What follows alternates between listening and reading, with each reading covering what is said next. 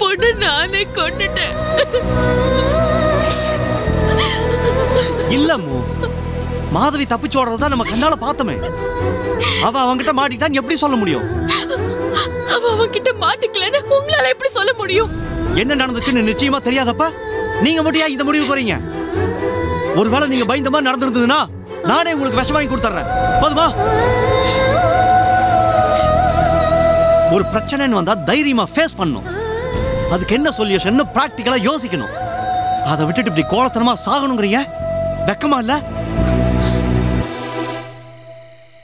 நீங்க வாங்கின டிகிரியும் உங்க வாழ்க்கை அனுபவமும் இதைத்தான் உங்களுக்கு கத்து கொடுத்துச்சா?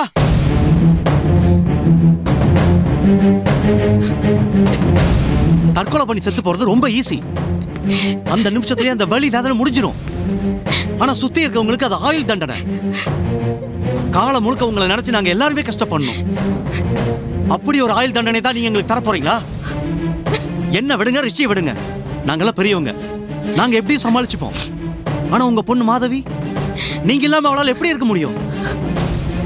அவ எப்படி இதை தாங்குவான்னு ஒரு நிமிஷம் யோசிச்சு பாத்தீங்களா? போலீஸ் ராத்திரியே மாதவியை கண்டுபிடிச்சு கூட்டிட்டு வந்துருச்சுன்னு வச்சுக்கோங்க. அம்மா எங்க எங்க கிட்ட கேட்டா நாங்க என்னங்க சொல்றது? பணத்தையா காட்ட முடியும்?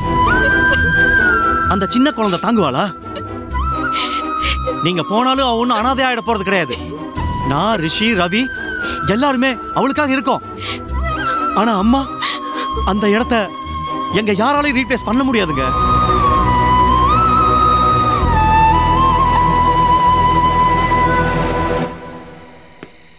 சாரிங்க, நான் கொஞ்சம் ஹார்ஷா பேசியிருக்கேன். நீங்க பேசினதுக்காக நான் ஒன்னும் அழல நிரஞ்சன். நீங்க கேட்ட கேள்வி எல்லாமே நியாயம்தான். ஆனா இதை தவிர வேற என்ன பண்றதுன்னு எனக்கு தெரியல.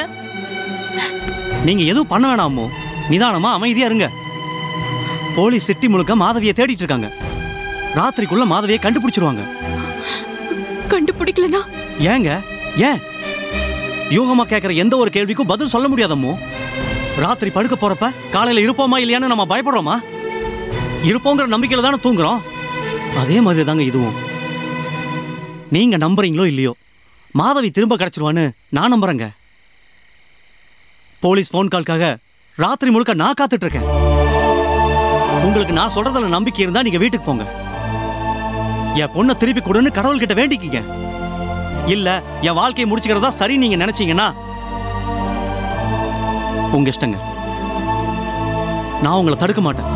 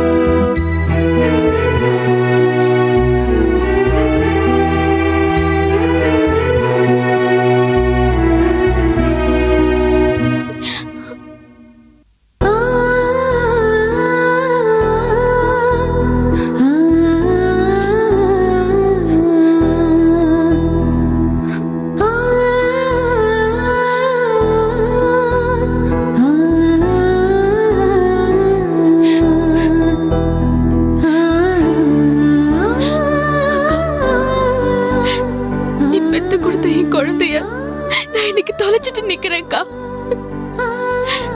கடைசி வரைக்கும் நான் அவளை நல்லபடியா பார்த்து பேக்கிற நம்பிக்கையில தானே நீ அவளை என்கிட்ட ஒப்படைச்ச. அந்த நம்பிக்கை என்னால காப்பாற்ற முடியாம போயிடுச்சுக்கா. என்ன மன்னிச்சிருக்கா.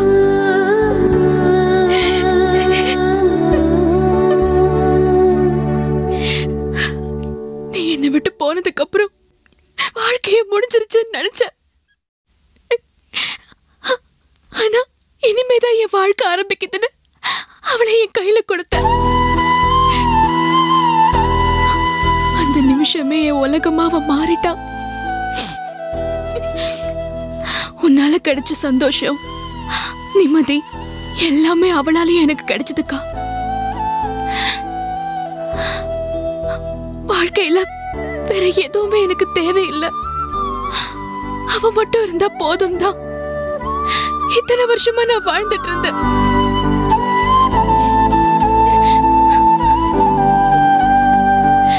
ஆனா அவளே இப்ப இல்லங்கிறப்போ இந்த வாழ்க்கை எனக்கு எதுக்கு?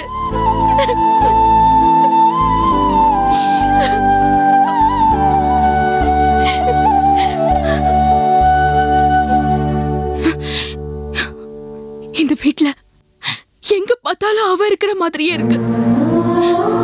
அவ பேச்சும் சிரிப்பும் தான் எல்லா இடத்துலயும் கேட்கிற மாதிரியே தோணுது. அவ இல்லாம இந்த வீட்ல இருந்தா எனக்கு பைத்தியமே பிடிச்சிரும்.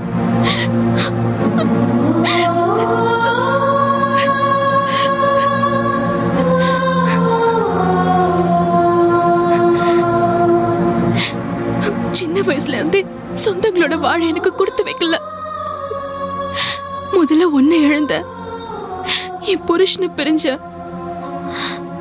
அதையெல்லாம் கூட என்னால தாங்கிக்க முடிஞ்சது. ஆனா மாதவியோட இழப்ப என்னால தாங்கிக்க முடியலக்கா.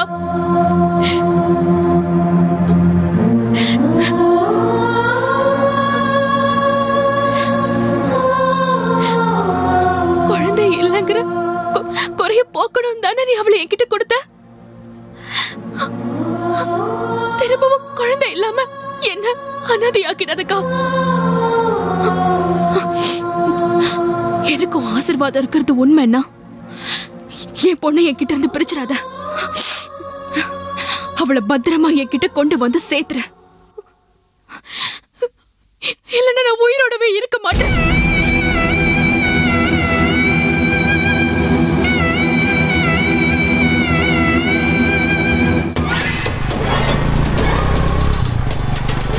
காமிச்சுக்கோ.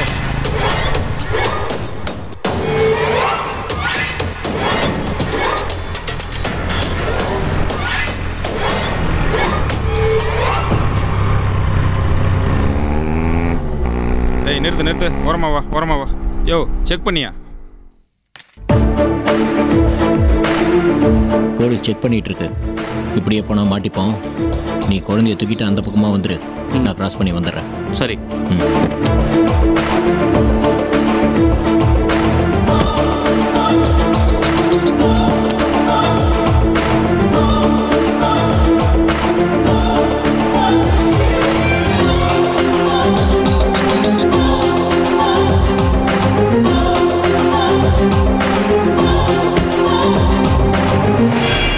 Sir tea.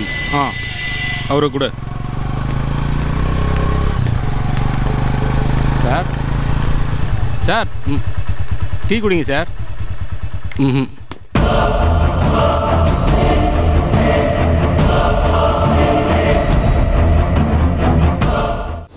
உங்கள் பொண்ணுக்காக நீங்களே எங்கள் பின்னாடி அலைஞ்சிட்டு இருக்கீங்க. இந்தாங்க சார், டீ சாப்பிட்டா தான் உடம்பு கொஞ்சம் தெம்பாக இருக்கும் சார். குடிங்க சார்.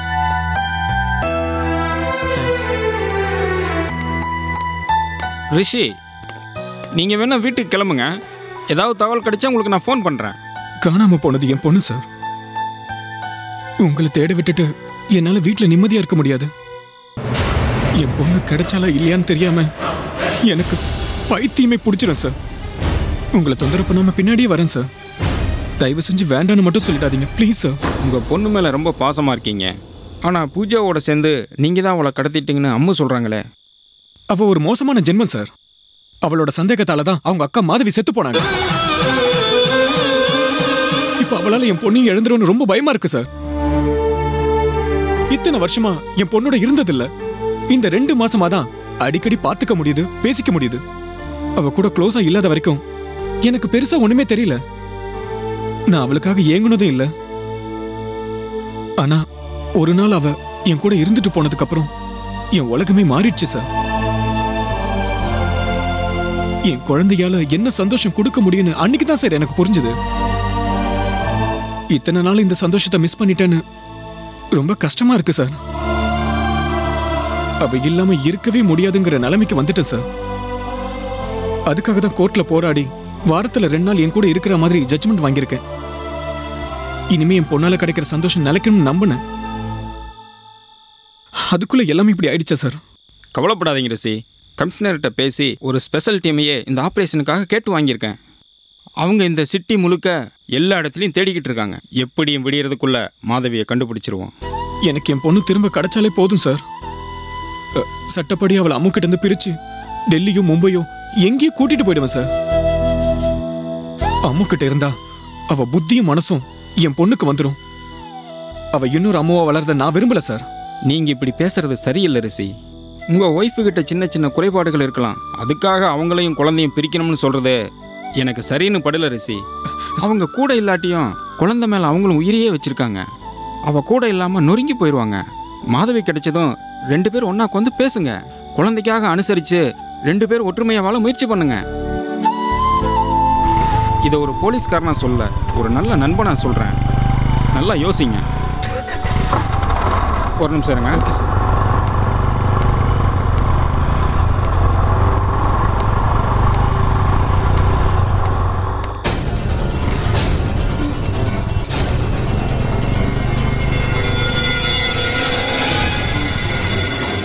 வண்டி ஏன் ரொம்ப நேரமாக அங்கே நிறுத்தி வச்சிருந்த? நீங்கள் செக் பண்ணிட்டு இருந்தீங்களா சார்? அதான் உங்களை டிஸ்டர்ப் பண்ண வேண்டாமேன்னு அங்கேயே நின்றுருந்தேன். எங்கேருந்து வரீங்க? ஃப்ரெண்டை வீட்டில் விட்டுட்டு நான் என் வீட்டுக்கு போயிட்டுருக்கேன் சார். பேப்பர்ஸ்லாம் கரெக்டாக இருக்கா? கரெக்டாக இருக்கு சார். எங்கே கொடுங்க.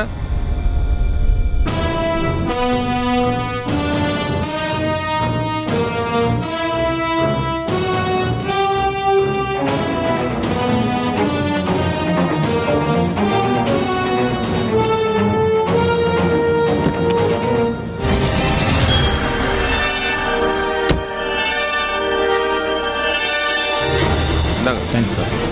போங்க.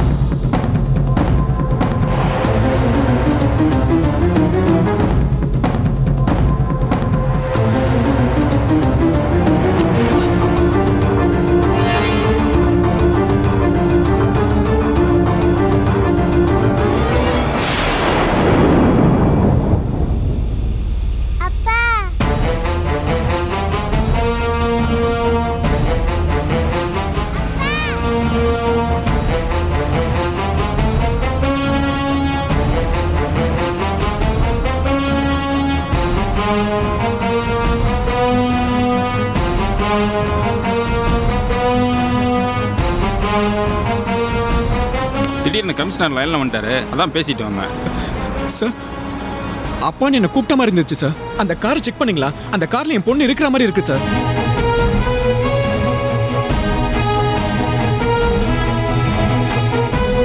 ரிஷி நல்லா செக் பண்ணிட்டாங்க. நீங்க உங்க பொண்ணையே நினைச்சிட்டு இருக்கீங்களா? அதான் எதை பார்த்தாலும் உங்க குழந்தையாவே தெரியுது. இல்ல நீங்க கிளம்புங்க, நான் ரவுண்ட்ஸ் போக வேண்டியது இருக்கு. பாப்போம். இல்ல சார், நானும் உங்க கூட வரேன் சார். அப்படியா? கான்ஸ்டபிள் இங்க வாங்க. இந்த வண்டியை ஸ்டேஷனோட ஏற்பாடு பண்ணுங்க. காலையில் வந்து இவர் எடுத்துக்குவார். ஓகே வாங்க. வண்டி அடியா. கான்ஸ்டபிள்ஸ் 2 பேர் வண்டியில் இருங்க.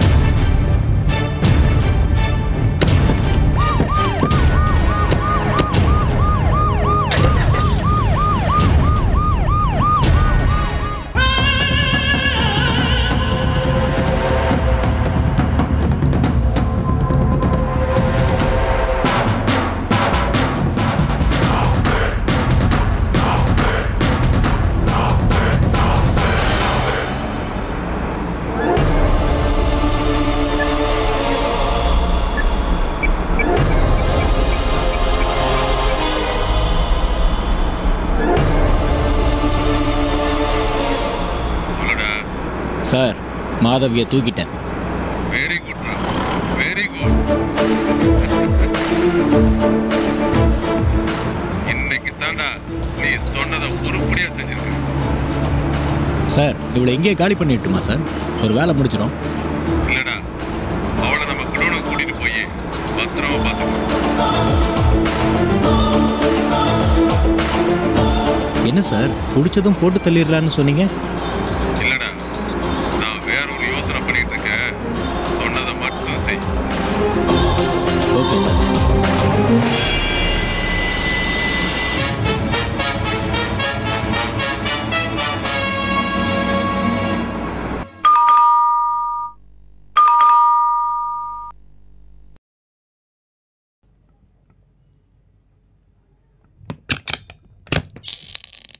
வாங்க ஜான்சி, வாங்க. இந்த நேரத்துல வீட்டுக்கு வந்திருக்கீங்க? அதை ஏன் கேக்குறீங்க? நான் சாயந்தரமே கிளம்பிட்டேன். ஆனா வர வழியெல்லாம் போலீஸ் நிக்குது. எல்லா வண்டியையும் நிறுத்தி செக் பண்ணிட்டு இருந்தாங்க. டிராபிக்ல இருந்து தப்பிச்சு வரதுக்குள்ள போதும் போதும் ஆயிடுச்சு. என்ன சுசீலா, போலீஸ் கெடுபடி செக்கப் அது இதுன்னு சொல்றேன், எந்த ஒரு ரியாக்ஷனும் இல்லாம இருக்கீங்க? என் சோக கதையே பெருசா இருக்கு. இதுல மத்தவங்கள பத்திலாம் கவலைப்படுறதுக்கு எனக்கு நேரம் இல்ல ஜான்சி. கவலைப்பட்டு தான் ஆகணும். ஏன்னா உங்க மாப்பிளைய குத்தின குற்றவாளியை தான் போலீஸ் இப்ப தேடிட்டு இருக்காங்க. அதுக்காக தான் இவ்ளோ செக்கப்பும். நீங்க என்ன சொல்றீங்கன்னு எனக்கு புரியல. உங்க மாப்பிளைய குத்தின குற்றவாளிய கண்ணால பார்த்த சாட்சி யார் தெரியுமா? மாதவி. மாதவி அம்மாவோட பொண்ணு தானே அவ? You're right. பாவம், குத்துனதை நேர்ல பார்த்ததுல அந்த குழந்தைக்கு வாய் பேச முடியாம ஆயிடுச்சு. அவ எங்க பேசி தன்னை பத்தின உண்மையை சொல்லிடுவாளோன்னு பயந்து அந்த குற்றவாளி இந்த குழந்தைய கடத்தி வச்சிருக்கான். அவனை தேடுறதுக்காக தான் போலீஸ் எல்லா காரையும் செக் பண்ணிட்டு இருக்காங்க. அட பாவி, அந்த சின்ன பொண்ணை போய் கடத்திருக்கானே, அவனுக்கு கொஞ்சம் கூட இறக்கமே இல்லையா? இறக்கம் இல்லாததுனால தானே உங்க மாப்பிளைய குத்துற அளவுக்கு போயிருக்கான். மாப்பிள்ளை மேல அவனுக்கு ஏதாவது விரோதம் இருந்திருக்கும்.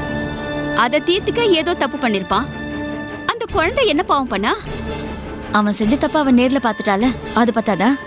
அதுக்காக அந்த குழந்தைய கடத்திட்டு போய் கொண்டுடுவானா? ரொம்ப அராஜகமா இருக்கு ஜான்சி. அம்முக்கு அந்த குழந்தை மேல கொஞ்சம் கூட அக்கறையே இல்லையா? முக்கியமான சாட்சிங்கிறதுனால அவளை கேர்ஃபுல்லா பாத்துக்க வேண்டாமா? எப்படி இவ்வளவு அஜாக்கிரதையா விட்டுட்டா? என்ன பேசுறீங்க? அம்மா யாரு? நம்மள மாதிரி ஒரு சாதாரண பொண்ணு தானே. ஏதோ ஒரு சில காரணங்களால டைவர்ட் ஆயிருக்கா. அது இருக்கட்டும், இந்த குழந்தைய பத்திரமா பாத்துக்கணுங்கிறதுக்காக தானே காவலுக்கு போலீஸ போட்டிருக்காங்க. அவங்க அவ்வளவு அஜாகிரதையா இருந்திருக்காங்க. அந்த குடும்பம் எங்க போய் சொல்றது? எந்த காலத்திலயும் போலீஸை நம்பி பிரயோஜனமே இல்லை. அந்த குழந்தைய கடவுள் தான் காப்பாத்தணும். எனக்கு ஒரு விஷயம் ரொம்ப ஆச்சரியமா இருக்கு. முன்னெல்லாம் மாதவிங்கிற பேரை கேட்டாலே உங்களுக்கு அவ்வளவு கோவம் வரும். இப்ப என்னடானா அவ குழந்தைக்காக இவ்வளவு ஃபீல் பண்றீங்களே. என் கோவம் வெறுப்பு எல்லாமே மாதவி மேல தானே. அவ பெத்த குழந்தைங்கிறதுனால அந்த குழந்தை மேல கோவப்பட முடியுமா? அனுதாபங்கிறத தாண்டி இதுல என் சுயநலமும் இருக்கு. அவ உயிரோட இருந்தாதான் அந்த குற்றவாளியை கண்டுபிடிக்க முடியும். அவனை பிடிச்சாதான் என் மாப்பிளையும் பொண்ணு நிம்மதியா வாழ முடியும். பொண்ணுன்னதும் ஞாபகத்துக்கு வருது. நீங்க பூஜாவை போய் பாத்தீங்களா? இந்த வீட்டை ஜப்தில இருந்து மீட்டு பணத்தை எல்லாம் செட்டில் பண்ணலான்னு சொன்னாளா? அப்படி நடக்க வாய்ப்பே இல்லைன்னு நான் தான் சொன்னேனே. எவனோ ஒரு பிச்சைக்காரனுக்கு கூட 1 கோடி ரூபாயை கொட்டி கொடுப்பா. ஆனா பெத்த அம்மாவுக்கு. என்ன பேசுறீங்க? வீடு ஜப்திக்கு வந்து அப்புறம் உங்களுக்கு இருக்கிறதுக்கு இடம் இருக்காது அப்படின்னு அவளுக்கு புரிய வச்சிங்களா? விஷயத்தோட சீரியஸ்னஸ் என்னன்னு அவ புரிஞ்சுக்கிட்டாளா? அவளுக்கு எல்லாம் புரியுது ஜான்சி. ஆனா அவ எனக்கு உதவி செய்யறதுக்கு தயாராவே இல்ல. கால்ல விழாத குறையா நான் அவகிட்ட எவ்வளவோ கெஞ்சி பாத்துட்டேன். உன்னை விட்டா வேற கதியே இல்லைன்னு வெக்கத்தை விட்டு அழுதும் பாத்துட்டேன். ஆனா அவ மனசு இறங்கவே இல்ல. நீயே எனக்கு வேணாங்கிறப்ப அந்த வீடு எதுக்குன்னு மூஞ்சில் அடிச்ச மாதிரி சொல்லி அனுப்பிட்டா. பெத்தவ பொண்ணு கிட்ட கையேந்து நிக்கிறதே கேவலம். அப்படி நின்னும் பொண்ணு அவளை உதாசீனப்படுத்திட்டு போறது அதை விட பெரிய கேவலம் ஜான்சி. இப்படி ஒரு பொழப்பு பொழைக்கிறதுக்கு நான் செத்துடலாம் ஜான்சி. சாகரத்தை பத்தியே எதுக்கு சும்மா சும்மா பேசிட்டு இருக்கீங்க? நீங்க செத்தா மட்டும் எந்த அசிங்கமும் இல்லாம போயிடுமா? கடன் அடைக்காமலே போய் சேர்ந்துட்டா பாரு படுபாவின்னு அப்போ எல்லாரும் கேவலமா தான் பேசுவாங்க. யாரு என்ன வேணும்னாலும் பேசிட்டு போட்டோம். அதை கேட்கறதுக்கு நான் தான் உயிரோட இருக்க மாட்டேன்னு.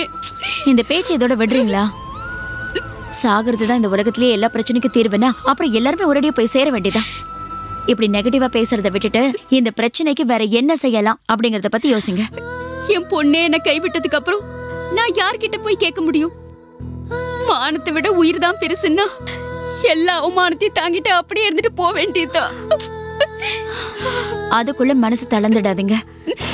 இப்ப என்ன பிரச்சனை உங்களுக்கும் பூஜாவுக்கும் தானே?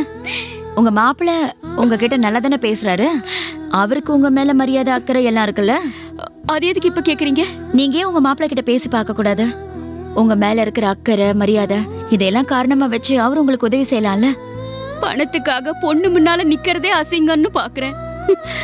மாப்பிள்ளை கிட்ட போய் உதவி கேட்க சொல்றீங்களே. இதுல அசிங்கம் என்ன இருக்கு? மாப்பிள்ளைங்கிறவரு புள்ளைக்கு சமந்தான். வீட்டை இழந்து அவமானப்படுறதுக்கு பதிலா உங்க புள்ளைகிட்ட உதவி கேட்கறத நினைச்சுக்கோங்க. இங்க பாருங்க, வீடு போனா போட்டோம் அப்படின்னு நீங்க நினைச்சா பரவாயில்ல. ஆனா வீட்டை எப்படியாவது காப்பாத்தணும்னு சொல்றீங்க. அப்படி இருக்கும்போது ஏதாவது செஞ்சுதானே ஆகணும். சரி, மாப்பிள்ளை கிட்ட உதவியா கேட்கறதுல நெருடலா இருந்துச்சுன்னா கடனா கேளுங்க. பேங்க் மாதிரி கழுத்துல கத்திய வச்சு திருப்பி பணத்தை வாங்க மாட்டார்ல. நிதானமா உங்களுக்கு எப்ப முடியுதோ அப்ப திருப்பி கொடுங்க. இன்னும் என்ன யோசிக்கிறீங்க? இல்ல, இப்ப மாப்பிள்ளை கோமாவுல இருக்காரு. இந்த நிலைமையில போய் எப்படி? உங்களுக்கு விஷயமே தெரியாதா? உங்க மாப்பிள்ளைக்கு நினைவு திரும்பிடுச்சு. இப்ப அவரு நல்லா தான் இருக்காரு. நிஜமாவா சொல்றீங்க? அந்த ஹாஸ்பிட்டல்ல எனக்கு தெரிஞ்ச ஒரு ஃப்ரெண்டு டாக்டரா இருக்கா. அவகிட்ட ஃபோன் பண்ணி விசாரிச்சுதான் உண்மையை தெரிஞ்சுக்கிட்டேன். நீங்க என்ன பண்றீங்க? அவரை பாக்குற மாதிரி போய் இந்த விஷயத்த பத்தியும் பேசிட்டு வந்துருங்க. அதெல்லாம் சரிதா. ஆனா பூஜா அவர் கூடவே இருப்பாளே. மாப்பிள்ளைக்கு உதவி செய்யற மனசு இருந்தாலும் அவ விட மாட்டாளே. ஐயோ, பூஜா இல்லாத நேரமா போய் பார்த்து பேசுங்களேன். இந்த விஷயம் பூஜாக்கு தெரியாத மாதிரி பாத்துக்கங்க. உங்க மேல பூஜாக்கு எவ்வளவு கோபம் இருக்குங்கிறது அவருக்கும் தெரியும்ல. அதனால நீங்க அவர்கிட்ட சொல்லி வச்சீங்கன்னா நாசுக்கா அவரும் அவளுக்கு தெரியாம பாத்துக்குவாரு. சரி ஜான்சி, நான் அவர்கிட்ட பேசி பாக்குறேன்.